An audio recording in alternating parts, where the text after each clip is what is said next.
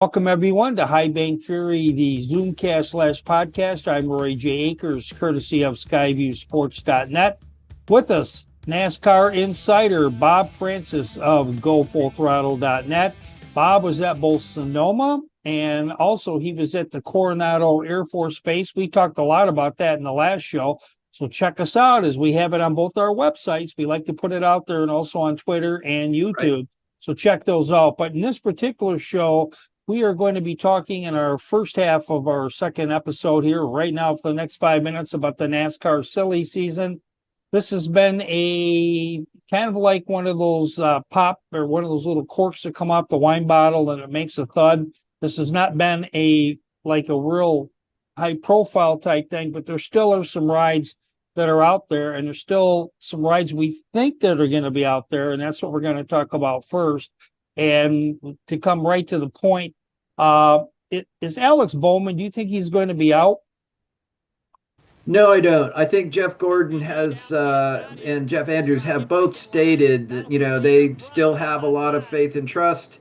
But Roy, we both know, and certainly our fans watching know how much sponsorship dollars drive, if you'll pardon the pun, um, keeping of a seat and who's behind the wheel of any particular car. And when you have the huge financial backing of Ally that Alex has both personally as a driver as well as their support of Hendrick Motorsports and NASCAR. Ally is all in as all in can be. The driver, the team, and the governing body of the sport. So I don't foresee any changes there. I think Bowman. I think he's on notice. I think this season and next season, if he goes to 27 and doesn't put a couple wins on the board, I don't even know that a huge financial backing of an ally can keep a driver at Hendrick Motorsports who's not putting wins on the board. Yeah, in a lot of other sports leagues, it might be a 1 year prove it deal. We'll see what happens on that particular front. Hey, Alex is very honest. I mean, we talked to him at Bristol earlier this year when he made his comeback from the Vertigo, and he had a top 10 performance this past week at Sonoma. So, hey, we're rooting for the guy. Hate to see anybody lose their job, and so hopefully he keeps that. But Connor Zilisch was put in there as a possible replacement. And while Connor Zilisch might be the greatest thing since hot mustard, that I have to say that he has not had a very good season. Corey Heim has had a better season as a very part-time driver, but that doesn't mean Connor's not going to do it. It just hasn't clicked for him yet. So we'll see what happens. Another one that we have is that Josh Berry is currently a free agent. And I was reading some silly season scuttlebutt about possibly going in at Kaulig Racing with Ty Dillon moving out. What do you think, or what have you heard about any of that? Well, I know that's certainly been discussed, Roy. I'm not sure if that's a good fit for Josh. Because, well, I guess it really depends on the elephant in the room that we haven't really heard is what is the manufacturer situation for Kaulig in 2027? Are they moving to Dodge? Is Dodge coming in, expanding their existing deal with Ram Trucks at Kaulig Racing and now bringing Dodge into the Cup program? I don't know that that question's been fully answered and addressed yet. There's certainly lots of rumors and scuttlebutts out there, which is what silly season is all about. Yeah. But I think for Josh to get, for that scenario to play out, I think Josh is going to be cautious about going to a team that has zero sim time because yeah, they're technically still in the Chevy camp, but Chevy's cut them off from any OEM support because the other half of Kaulig is now aligned with Dodge Ram. Yeah, and I do believe, as you do, that this constitutes a silly season with the manufacturer. They're coming in, they're the elephant in the room. It's just a matter whether it's 2027 or 2028. At Right. Daytona earlier this year, when they had all the OEMs up there, all sitting on the stage, and they all had boxing gloves on, they were friendly ones. I mean, they couldn't deliver the knockout punch, not this way, but they could do it verbally. And Dodge got right on their Ram. They said, yeah, we're coming to Cup. Let's just put it out there. It's a matter of when it's going to happen. We're not exactly sure when it is. I think they know inside the room. I think Colleague knows inside the room. No doubt about it. But at the same token, we will all know probably in the next couple of months because they do have to line up. Some things have to happen, a lot of financial commitments because these teams are not run on dreams and unicorn kisses, that's for sure. They all need wheelbarrows full of cash, and that's the least they need to get started. When we come back, as we've talked about our silly season, we are going to be talking a little bit about the career of A.J. Allmendinger, the little driver that could, and we're going to have that for you next. This is Roy J. Akers for the High Bank Fury podcast. We are found multiple times weekly where we talk to NASCAR drivers, cover stories, and those that shape the sport. This is not just another podcast. We get exclusive content, talk fantasy NASCAR racing, and spill the news before other media outlets drop their take. We are on all podcast channels, the YouTube channel, and can be found on skyviewsports.net. Yeah, Check out High Bank Fury, the podcast it's funny, today. I didn't even think about the 500 until our race team started posting about it. I think there's two ways, and it's just the way I am mentally about myself.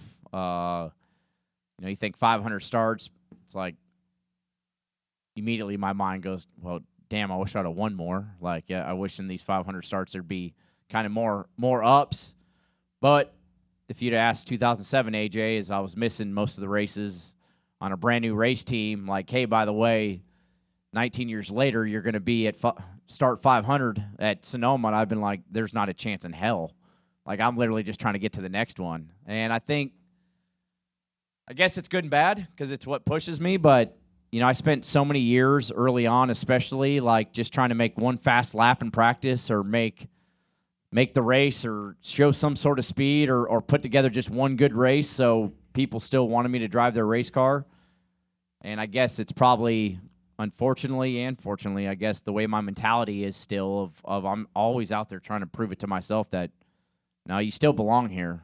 And it's what drives me insane sometimes.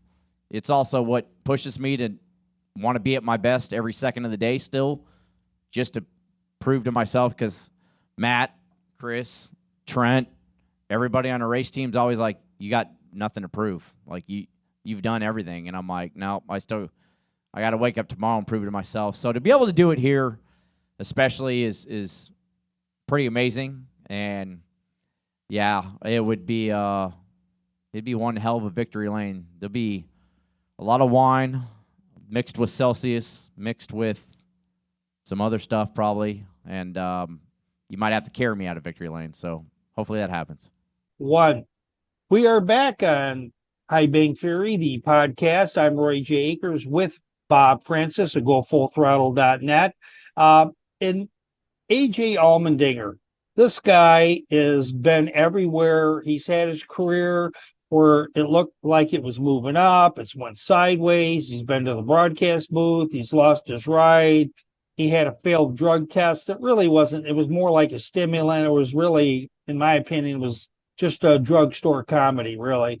And Right. But AJ is having he had his 500th start, and he's been with 8 teams, and this has been a career that's been improbable, but it's even been almost more impressive than a guy like Denny Hamlin, who's had 700 or 800 Cup starts, because this guy has had his ride literally one season, 1 month, one race at a time.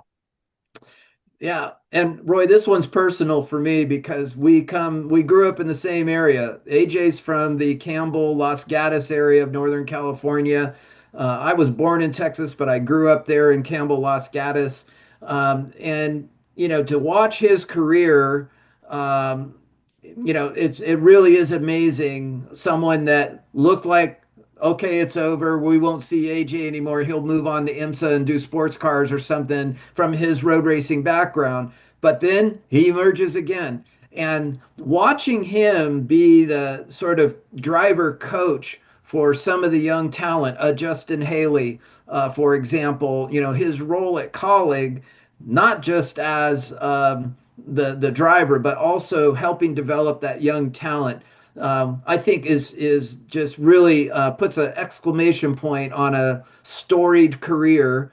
Time with Penske, was known as one of the road course ringers early, but then started to prove himself in every discipline of the different NASCAR tracks.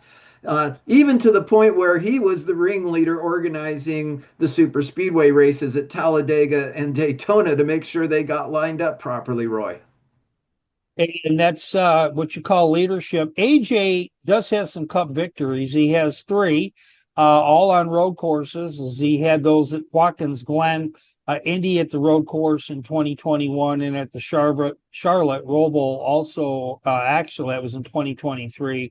And he has 23 top fives in his 500 starts, and he has 90 top tens. So Right. he is in there, and he's done this, everybody, without the best equipment. He has not raced for Hendrick. He has not raced for Joe Gibbs Racing or Penske. He's even funded his own team. And then, of course, he races across all the series in NASCAR, and it's not uncommon to see him do 2 or 3 races in a weekend. And I thought we'd give props to a guy who's hung around for a long time and shows that perseverance will get you somewhere in the sport, although I'm sure it's tough to realize all that. And so AJ, we'd love to see you, and we're going to have him on. And by the way, everybody, Bob, did talk to him, you said, at Sonoma? And At Coronado, at Naval Coronado. Base Coronado, he finished fifth. After the big one, AJ was one of those drivers that was left in the field to battle it out, and Int came home with a fifth place finish. I think that was his best finish this season for Colleague. And remember, fans out there, yes, he is driving a Chevrolet for Colleague Racing, but they're a lone wolf. They get no support or OEM support from GM or Chevy because of Colleague's alignment with Dodge Ram in the truck series. So AJ puts together a stellar fifth place finish at Naval Base Coronado.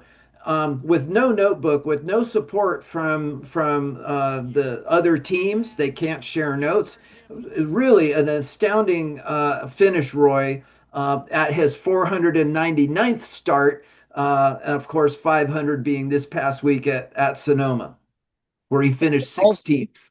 Yeah, also, we'd be remiss if we don't mention Zane Smith.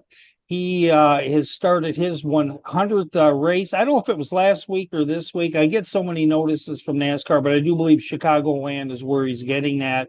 Right. And hey, good luck on his career and all that. And these little milestones, they happen all the time, but I thought AJ Allmendinger deserved that.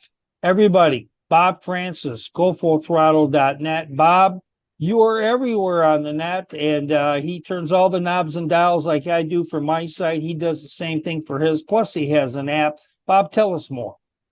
GoFullThrottle.net on the internet. There you can also go to the App Store and download the app. There's a few additional pieces of content that are only available for the app, especially if you play NASCAR Fantasy. Roy and I love to share our picks and teams. We have a pretty successful AI model that is helping run NASCAR Fantasy, and it's doing pretty well. So if you want some additional resources and want to make sure you beat your friends in your fantasy league, you might want to check that out. Also, our direct link with fans is on the X platform, formerly known as Twitter, Bob Full Throttle. Check us out there. It all lands there first and then gets dispersed everywhere else, Roy. I'm Roy J. Akers, courtesy of SkyViewSports.net, and your host for High Bank Fury. Everybody, check us out because we have racing predictions. We get a lot of news before anybody else gets it. We disseminate it, and we have a lot of NASCAR insiders, including Bob Francis, and all over the knobs and dials. And we have drivers on the show periodically, pit crew people, and a whole lot more. So everybody, until next time, Bob, I guess, where are you going to appear next at NASCAR? Do you have any idea? I'm not really sure, Roy. I think Kansas is probably the next stop for us. That was a great venue, a great race last year with Chase Elliott pulling it out at the very last 200 meters to win that race. So I look forward to being back at Kansas in the chase. All right, High Bank Fury. Until next time, everybody. I'm Roy J. Akers with Bob Francis. Thanks, everyone. What a race! What a victory!